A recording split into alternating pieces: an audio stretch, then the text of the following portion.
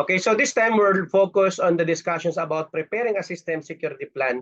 Of course, no? So the preparation of a system security plan is a basic phase now in the process of information assurance and security. So this step ensures that companies have comprehensive plans in place, no, to secure their essential assets and successfully manage risk. So the purpose of this plan is to act as blueprint for the implementation of security controls, rules, and procedures in order to protect a system data against unauthorized access, cyber attacks, and other vulnerabilities. Of course, first thing that has to be done in order to get a plan of system security ready is to carry out a comprehensive risk assessment. And this assessment assists, no, in identifying potential risks and vulnerabilities that have the potential to undermine the availability, integrity, and confidentiality of information asset. In gaining an awareness of this risk, organizations are able to prioritize the implementation of security measures and more efficiently deploy resources in order to address the most significant areas of concern. When the risk assessment is complete, the next step for businesses is to define their security objectives and requirements by taking into account regulatory regulations, best practices in the industry, and internal policies. So the design of security measures and the establishment of governance structure to ensure compliance and accountability within the business are both guided by this objective, which serve as a guiding principle. And to give us more details about the topic, let us all welcome our next presenter. Go ahead. Good evening, everyone. I'm Vicente Bacaran III. I'm going to present about preparing a system security plan. So, system security plan. So, preparing a security system plan is a crucial component of ensuring information assurance within organization. Information assurance involves safeguarding data, information system, and networks from authorizing access, disclosure, disruption, modification, and destruction. So here's how system security plan contributes to information assurance. So those are identification of assets, risk assessment, security controls, compliance requirements, incident response plan, continuous monitoring, and demonstration and training. So for identification of assets, the system security plan begins with identifying the assets within the system. So this includes the hardware, the software, the data, the personnel, and facilities that are part of the system. Understanding what needs protection is crucial for designing an effective security measures. Next is the risk assessment. Once assets are identified, the security system plan assess risk associated with those assets. So this includes the evaluating potential threats and vulnerabilities that could compromise the confidentiality, integrity, or availability of the information system. The risk assessment helps prioritize security measures based on the likelihood and potential impact of various threats. Next is the security controls. The security controls based on the risk assessment that the system security plan outlines security controls to mitigate identified risks. In these controls, it includes technical measures like encryption, firewalls, and access controls, as well as administrative measures like security policies, procedures, and training programs. Security controls are designed to prevent, detect, and respond to a security incident effectively. Next is the compliance requirements. The system security plan ensures the compliance with the relevant laws, regulation, and industry standards pertaining to information security. This may include the standards like the ISO 27001 or the NISTP SP 800-53 or the HIPAA, and many more. Next is the incident response plan. In the incident response plan, the system security plan includes an incident responses plan outlining procedure for responding to security incidents. So it includes the step of detecting and analyzing, containing, eradicating, and recovering from security breaches or incidents. Well-defined incident response plan minimize the impact of the security incident and helps restore normal operation easily. And the next is the continuous monitoring. Information assurance is an ongoing process, and the system security plan should include the provision for continuous monitoring of the security controls and systems. This involves the monitoring of security events, analyze the logs, conducting security assessment, and updating security measures as needed to address emerging threats or any vulnerabilities. Next is the documentation and training. The system security plan should be well documented and easily accessible to relevant stakeholders within the organization. Additionally, the training program should be implemented to ensure that the personnel understanding their roles and responsibilities in the maintaining of information security. So the proper documentation and training contributes to effective implementation of security measures and helps create security conscious culture within the organization. Example of this is yung a company conduct a training for anti-phishing and many more. So to sum up with, preparing a security plan is essential for achieving and maintaining information assurance within the organization, and it improves and provides a structured approach to identifying, assessing, and mitigating risks to ensure confidentiality, integrity, and availability of information and system. Next topic is the Data Privacy Act of 2012, also known as the Republic Act number 10173. A quick overview of this law. It was signed by late President Benigno Aquino III last August 15, 2012. So the implementing government agency of this law is the NPC, or the National Privacy Commission. So there are 14 rules and 72 sections in this law. So on the Rule 13,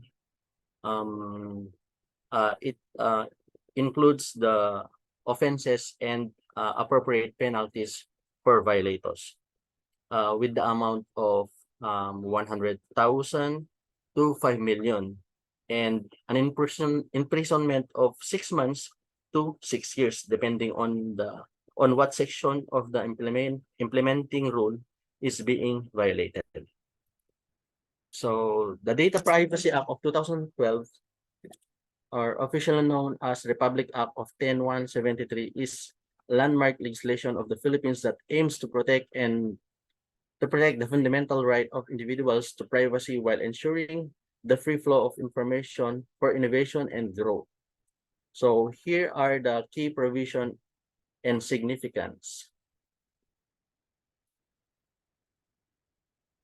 Scope and purpose, definition of personal data, data privacy principles, data subject rights, data security measures, data breach notification, trans-border data flows, penalties for violations.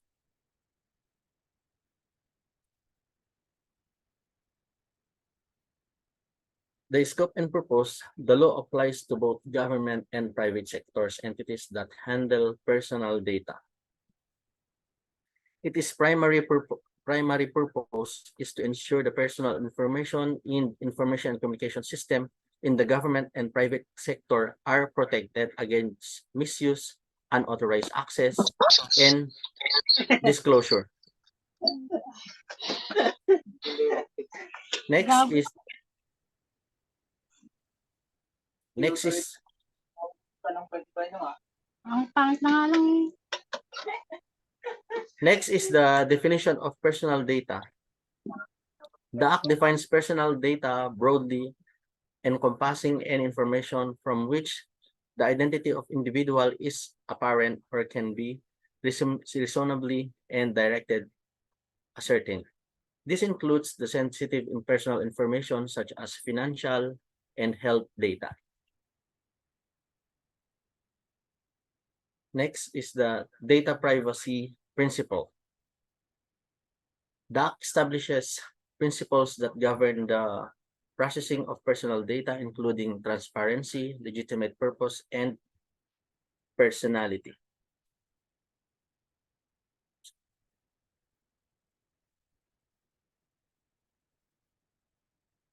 Ano ba? And proportionality pa. I'm sorry.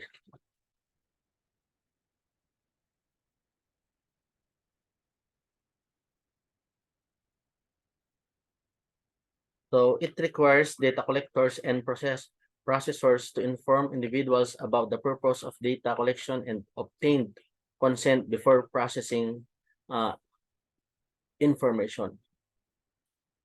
Next is the data subject. Oops.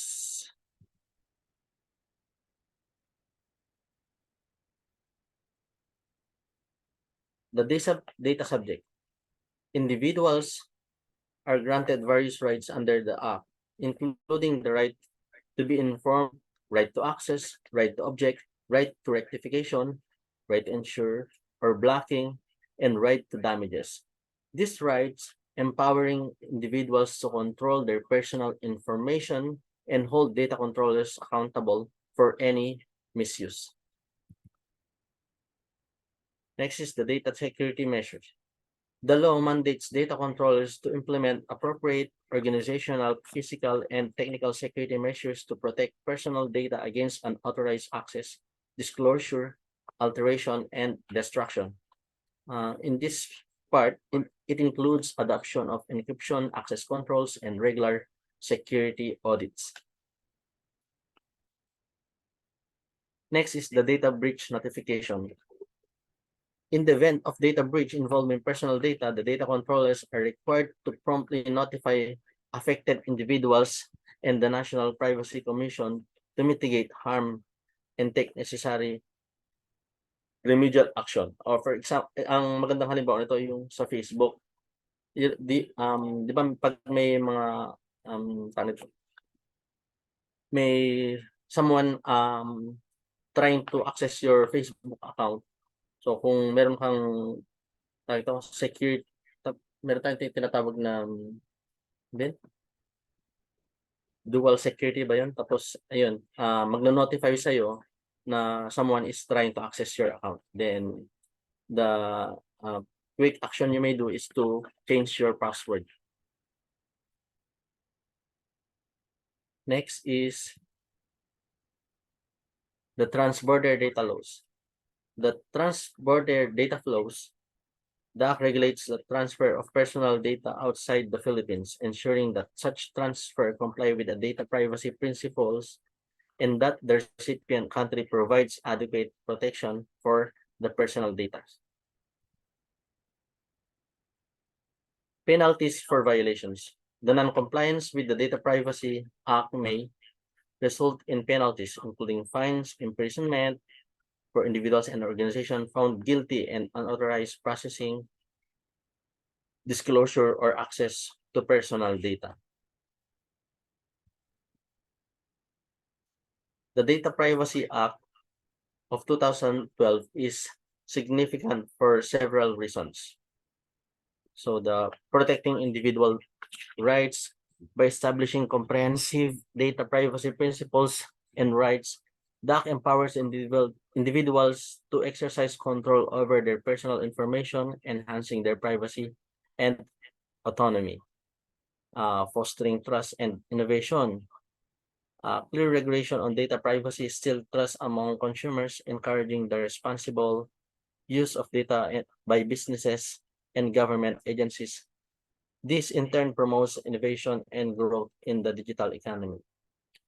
Harmonizing with international standards, DAC aligned with global data privacy standards, contributing to the Philippines' participation in the global digital economy and facilitating cross-border data flows while ensuring adequate protection for personal data.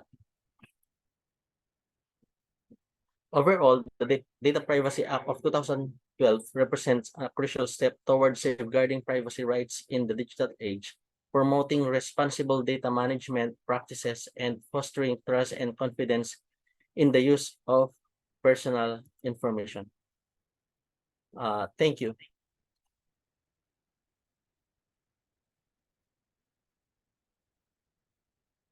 That would be all for me, Prof.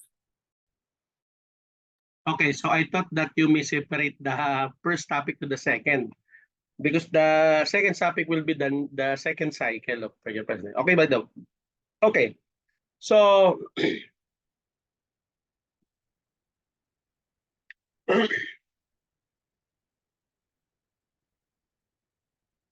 right after, of course, creating a risk assessment, no?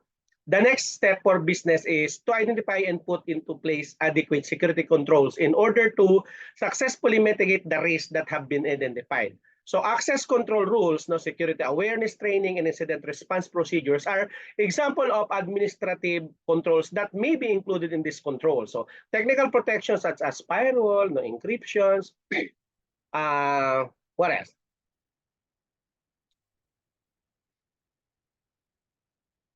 Yung intrusion detection system, no, may also be included in the control. So customization of the selection and execution of these controls have to be done in accordance with the particular requirements, no, and risk profile of the organization. So the establishment of security control is followed by the development of procedures by organizations for the purpose of frequently monitoring and evaluating the effectiveness of this control. So continuous monitoring gives companies the ability to notice and respond, no, to security incidents in a timely manner, discover new risks, and adjust their security posture according in order to retain resilience in the face of development cyber threats. In addition,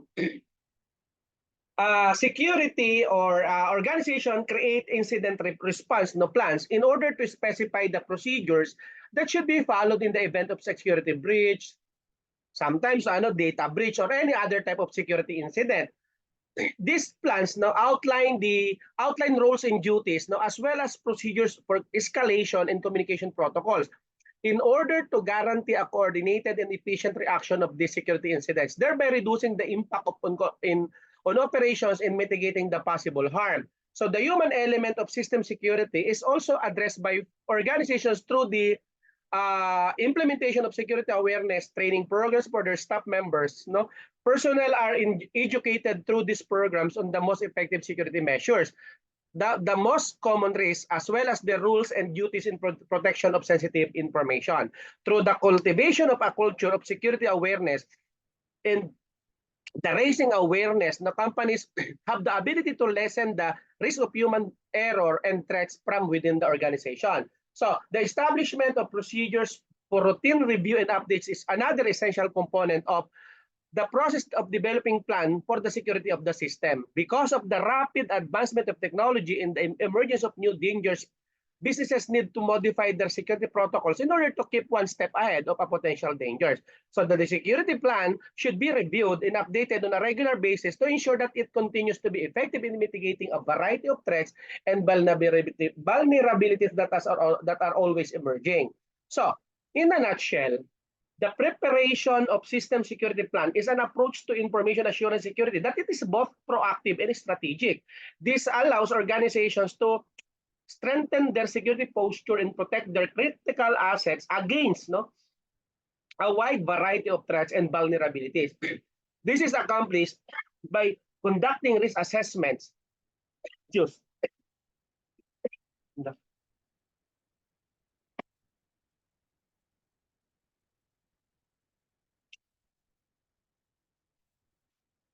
Okay? This allows organizations to strengthen their security posture and protect their critical assets, no, against a wide variety of threats and vulnerabilities. And this is accomplished, no, by conducting a risk assessment, defining security objectives, implementing appropriate controls, monitoring effectiveness, developing incident response plans, providing security awareness training, and ensuring that regular reviews and updates are performed. And that's it for the topic about risk. About, of course, the what do you call this one? Preparing a system security plan. Okay.